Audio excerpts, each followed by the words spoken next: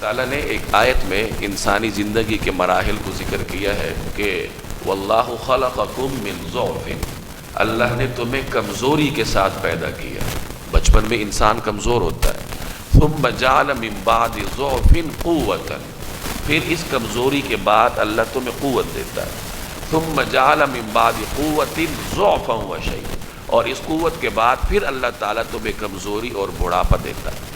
तो जवानी दो कमज़ोरियों के दरमियान होती है, एक बचपन की कमज़ोरी जो जवानी से पहले है, और एक बुढ़ापे की कमज़ोरी जो जवानी के बाद है। तो मैंने अर्ज़ किया कि 40 बरस से लेकर 60 बरस की उम्र का जो हिस्सा है, ये इंसानी ज़िंदगी का सबसे बेहतरीन वो हिस्सा है जिसमें अल्लाह इंसान की अक़ल और दानिश को पुख्तगी अता करता है। इसलिए अल्लाह की ये सुन्नत रही है कि अम्बिया अलैहिमुस्सलाम को नबूवत भी 40 बरस की उम्र में अता की जाती थी।